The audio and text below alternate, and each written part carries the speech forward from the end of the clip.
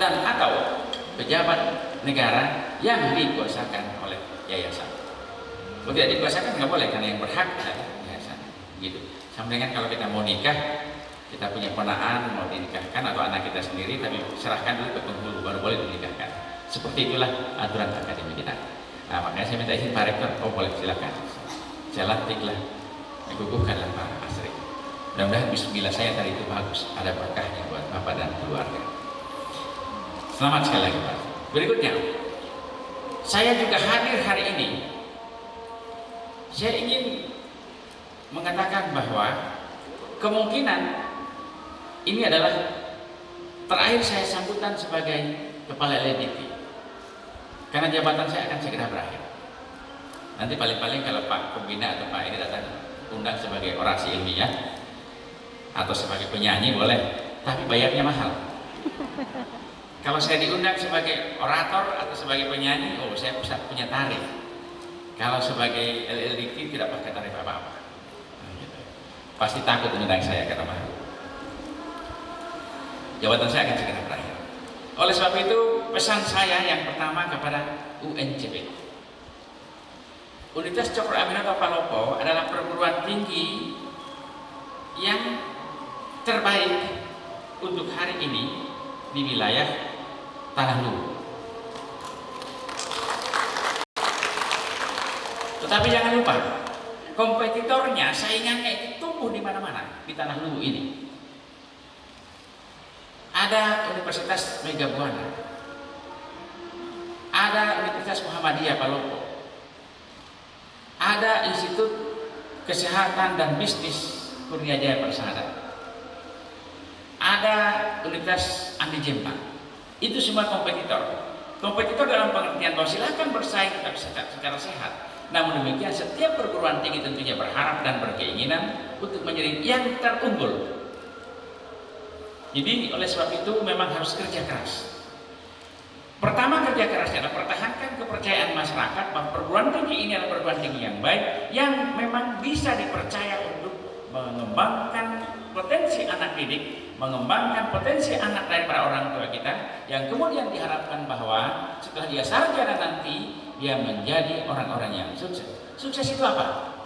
Bagi mahasiswa, dia kerja dan gajinya besar. Orang tua itu kan berharap seperti itu. Anak saya kuliahkan, kerja keras. Yang penting anak saya sarjana. Harapannya ketika dia sarjana dia menjadi kebanggaan. Begitu. Jadi ini amanah Pak Rektor. Amanah. Tolong diteruskan ini. Apa yang baik di kepemimpinan masa lalu wajib diteruskan.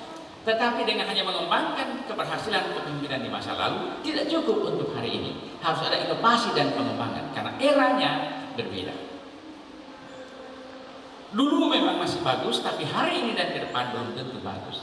Oleh sebab itu, kepemimpinan hari ini harus bisa berinovasi dan berkreasi untuk mengikuti tantangan dan kebutuhan global. Nah, dengan demikian maka diharapkan kekompakan, kerjasama yang baik, terutama secara internal. Rektor, wakil rektor, dekan, wakil dekan, sampai kepada program studi ya, kemudian dosen dan mahasiswa harus bahu-membahu secara kompak untuk membangun perguruan tinggi ini. Satu di antara elemen itu tidak mau kompak, maka tumbuhlah masalah. Jadi mahasiswa harus ikut mendukung program, dosen apalagi, ketua program studi dan elemennya, dekan dan elemennya, wakil rektor dan elemennya. Dalam satu organisasi yang baik adalah tidak boleh ada dua nahkoda, hanya satu nahkoda. Tetapi nahkoda yang baik tentunya akan mengakomodir pendapat dan saran-saran yang brilian, yang baik dari orang-orang yang mendampingi dalam kepemimpinannya. Itulah yang akan sukses di masa depan. Dengan demikian secara internal kita bisa berkolaborasi, maka tuntutan berikutnya adalah tidak bisa berkembang sendiri. Hari ini tidak ada satu perguruan tinggi pun yang bisa maju kalau hanya dia mengandalkan kekuatan sendiri. Hari ini perguruan tinggi perlu menggunakan teman, perlu berkolaborasi dengan perguruan tinggi lain, pemerintah dan stakeholder yang lain. Hari ini perguruan tinggi harus bisa bekerjasama dengan perguruan tinggi yang lain, bekerjasama dengan pemerintah setempat, dan yang lebih utama lagi bekerjasama dengan dunia usaha dan dunia industri. Oleh sebab itu, Merdeka Belajar Kampus Merdeka sebetulnya lahir ingin memberikan atau memperkenalkan dunia kerja dunia usaha itu kepada mahasiswa sebelum mereka meninggalkan kampus. Kita tidak ingin ada alumni perguruan tinggi yang kemudian ditanya mau kemana, mau cari kerja di mana, belum tahu. Tidak penyesatan. Dengan demikian sekali lagi, Merdeka Belajar Kampus Merdeka itu lahir ingin memberikan bekal pengetahuan pengalaman dunia usaha dan dunia industri kepada mahasiswa sebelum dia menjadi sarjana. Saya yakin dan percaya Bapak Rektor dengan seluruh elemennya, dengan kepemimpinan sebelumnya yang tetap kita ajak untuk bersama-sama berlari, insya Allah UNCP akan tetap maju dan kemudian bahkan bisa lebih berkembang lagi di masa depan. Kemudian pesan saya kepada wisudawan-wisudawati. Wisudawan-wisudawati, Anda hari ini sarjana dan juga magister. Kalau sudah jadi PNS sih lumayan. Jangan lupa, PNS baru lumayan. Yang hebat hari ini adalah orang yang mau mencari zona baru dan berani meninggalkan zona lama. Masalah kita hari ini adalah kita tetap percaya dan senang pada zona lama, padahal zona nyaman lama itu belum tentu memberikan masa depan. Contoh, sudah magister sudah puas dengan sebagai PNS di satu instansi. Ya, kalau tingkat tunjangan kinerjanya cukup tinggi sih lumayan. Tapi kalau hanya gajinya doang, saya tahu lah gaji PNS itu. Gaji PNS itu kalau normalnya ya 30 tahun bekerja, ini bukan 10 tahun, 30 tahun bekerja, ya paling 6 juta gajinya. Lalu punya istri 1, lalu anak 3, sudah susah anaknya untuk kuliah. Kalau tidak berani keluar dari zona itu, maka akan bermasalah. Oleh sebab itu para PNS yang sudah bekerja silakan nikmati PNS-nya itu. Tapi jangan lupa, PNS itu tidak memberikan jaminan bahwa Anda bisa mengkuliahkan putra-putrinya pada jenjang-jenjang berikutnya. Lalu gimana Pak? Ya bisa jadi PNS sambil pengusaha, menciptakan lapangan kerja, tidak dilarang, silahkan. Kalau apalagi yang belum PNS, hanya tenaga honorer. Kalau tenaga honorer hari ini perlu bikin waktu. Saya hanya mau jadi tenaga honorer 6 bulan ke depan. Setelah itu kalau saya tidak diangkat, saya akan pindah ke tempat lain. Pindah saja deh. Ini kan PNS juga terkadang menyesatkan. Maksud saya honorer terkadang menyesatkan. Berasa gaji honorer kecil. Wah, kita dikelilingi asal ya. Kita berhenti dulu. Tidak enak saya bagus saya ini.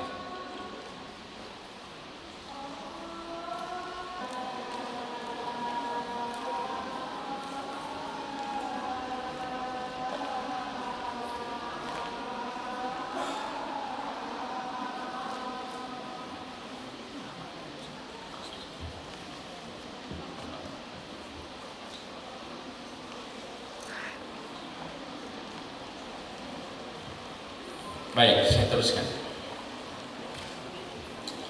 Wisudawan-wisudawati yang saya cintai, yang saya banggakan. Anda hari ini sudah wisuda, apalagi ada yang magister, pendidikan matematika. Kalau gaji kamu hari ini hanya 1 juta 1 bulan, karena honorer sekitar segitu ya gajinya. 1 juta 1 bulan, kurang lebih ya. Bisa lebih atau bisa kurang? Ya, 2 bulan itu, 3 bulan. Wah, astaga, itu ya, astagfirullahaladzim. Sudah sarjana, magister, gajinya 1 juta per 3 bulan. Itu penghinaan terhadap gelarnya sendiri. Nggak kembali modal deh. Kuliah capek, dimarahin sama dosen. Tugasnya banyak. Tiba-tiba setelah sarjana, gajinya 1 juta per 3 bulan. Walaupun 1 juta udah nggak cukup, nggak kembali modal juga itu. Makanya sering saya mengatakan bahwa honorer itu sebetulnya awal dari penderitaan dan berakhir pada kesengsaraan. Bagaimana mau tidak menderita dan sengsara? Yang pertama, gajinya kecil, hanya Tuhan yang tahu kapan dibayar. Betul ya? Iya, dia sudah dibayar. Itu yang pertama. Yang kedua, ini membuat kita tidak bisa berani bergerak menggunakan ilmu dan keterampilan kita di perguruan tinggi. Selalu menunggu, yang penting pakai baju dinas. Keren. Dia tambah 1 bulan lagi deh, 1 tahun lagi deh. Lama-lama tua dia masih tak tumbuh-tumbuh terus, tidak diangkat-angkat. Oleh sebab itu hari ini wisudawan-wisudawati yang honorer, yang sudah terlanjur honorer, niatkan dalam diri, hanya 6 bulan saya mau melanjutkan tugas saya sebagai honorer. Kalau masa depan saya tidak terjamin, tidak ada cerahnya, saya akan tinggalkan pekerjaan itu. Karena banyak pekerjaan lain yang menunggu, apalagi sudah sarjana. Kalau dia master apalagi? Kalau master kan, kalau belum pegawai negeri, ya sudah, berusahalah. Kalau perlu bikin perguruan tinggi, kumpul dengan teman-temannya, misalnya bikin politeknik apa begitu, atau institut apa begitu, 20 magister berarti 4 program studi cukup. 1 jadi rektor, wakil rektor dan seterusnya. Saya di UNCP kan nggak apa-apa. Kalau alumni menyaingi UNCP, bikin lapangan kerja. Atau kalau tidak, kalau dia PNS, pindah jadi dosen. Bagaimana Pak Ketua? Mau diterima kalau ada jadi dosen? Ya, misalnya dosen gelar matematika, apa S2 matematika. Anda tinggi di belakang tuh. Saya tahu Anda kan sudah PNS. Coba pikir-pikir, kalau pindah jadi dosen, tinggalkan dulu sertosnya apa serdiknya itu. Awalnya pindah memang sedikit turun gajinya, tapi lama-lama kan akan naik, bisa jadi profesor seperti Pak Prof. Jangan terlalu nikmati zona nyaman yang ada hari ini. Kalau Anda mau sukses di masa depan, Anda harus berani meninggalkan zona nyaman itu, karena Anda telah memiliki pengetahuan keterampilan yang cukup dari perguruan tinggi yang bagus itu. Terutama kalau masih S1, belum ada pekerjaannya. Jangan lalu tidak ada di kepalamu mau jadi honorer. Tanya kita mantap, bagaimana kita sudah 5 tahun, 6 tahun jadi honorer, tanya gitu. Apa kebahagiaannya? Oleh sebab itu para orang tua yang saya cintai, yang saya banggakan di belakang sana, Pak Rektor, wisuda berikutnya nanti, itu orang tua dikasih di depan, wisudawan di belakang. Karena apa? Tidak bisa kita wisuda hari ini sebetulnya kalau tidak ada orang tua yang membiayai putra putrinya atau istrinya atau suaminya biayai suaminya atau istrinya. Jadi yang paling berjasa itu orang tua dan keluarga yang membiayai anak-anak kita sejak wisuda pada hari ini. Sehingga sebetulnya menyebabkan wisuda ini ada karena mereka.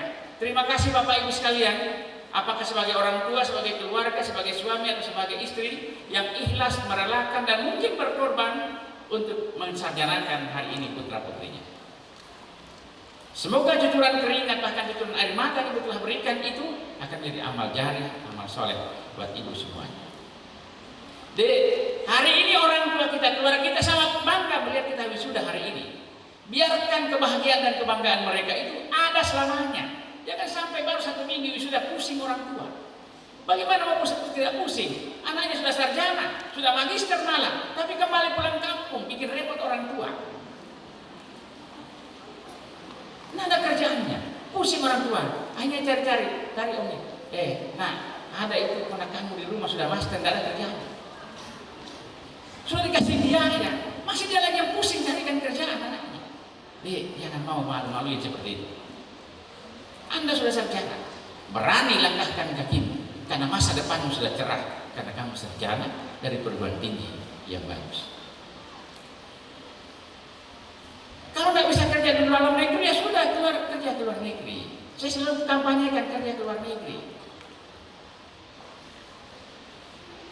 Baru-baru kemarin saya ditelepon sama teman saya namanya David dari Australia, di Brisbane dia tinggal. Pak Jas, tahun depan mudah-mudahan pandemi sudah turun, saya butuh 500-an orang tenaga kerja dari Indonesia untuk datang ke sini. Mereka boleh bekerja 20 jam per minggu antara Senin sampai Jumat. Sabtu dan Ahad mereka boleh kerja berapa jam pun mereka mau kerja. Sehingga rata-rata penghasilan mereka satu bulan itu kurang lebih 40 juta. Daripada honorer, taruhlah 1.000 lah, 1 juta lah satu bulan. 1 juta satu bulan.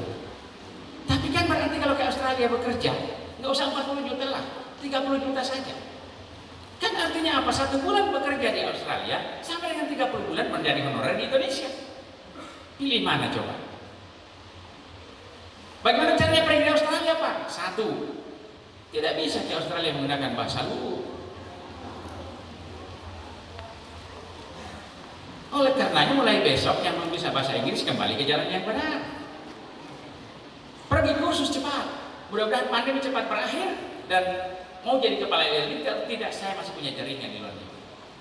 Sebagai orang luwu saya bertanggung jawab untuk merekomendasikan Anda.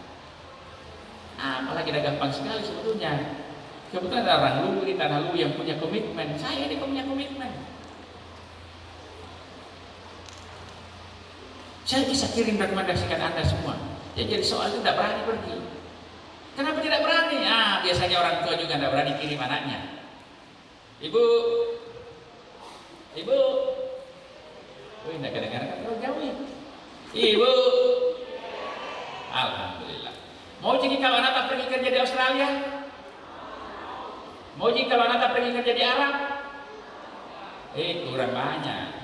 Lebih banyak menjawab iya daripada mau. Memang terkadang orang tua juga bilang anaknya sudah ikhlas mau pergi kerja jauh-jauh, dibilang jangan jauh-jauh nah, anakmu, bapakmu dengan mamamu tahu abi. Itu lagu lama. Lagu lama Bu ya. Jadi ikhlas betul pergi di Australia? Betul? Alhamdulillah. Ibu, itu Australia. Kalau kita ukur dari Makassar, lebih dekat ke Australia daripada ke Palopo. Saya kalau ke Australia Bu, mau ke Sydney, mau ke Brisbane, mau ke kota-kota besar di Melbourne, itu paling 5 jam naik pesawat dari Makassar. Kalau dari Makassar ke Palopo Bu, saya tadi malam naik balap sopirku 7 jam baru nyampe. Terpanting-panting lagi dalam mobil karena jalannya. Jadi kalau ada anak Anda bilang, "Ma, mau nggak pergi kerja?" Di ujung-ujung sana, di mana itu? Di mana? Di Seko. Di Seko ya. Mau kerja di Seko.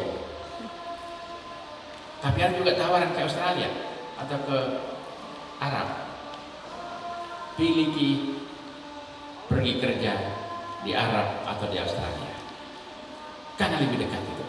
Dan yang lebih penting lagi, baru ke 3 bulan Bu anak tak kerja di Australia atau kerja di Jepang atau Arab, sudah bikin abang pergi jalan-jalan, pergi jalan-jalan luar negeri karena banyak duitnya. Kalau jadi kerja di Indonesia apalagi tidak jelas gajinya, aduh kasihan. Yang tidak, betapa susah payahnya orang tua, mungkin menjual sebidang tanahnya, mungkin menjual hewan-hewan yang dia pelihara untuk menyekolahkan kita, dan hari ini kita selesai sarjana. Hanya 1 hari mereka bangga ketika kita wisuda. Setelah itu mereka tidak, sudah ditanya, di mana kerja ponakanku yang kemarin sudah? Nggak tahu juga di mana itu. Tapi buat mereka bangga ketika ditanya di mana kerjaan. Kemarin ada yang kuliah yang wisuda di UNP. Sudah ada nih. Jauh, dia pergi kerja di Australia.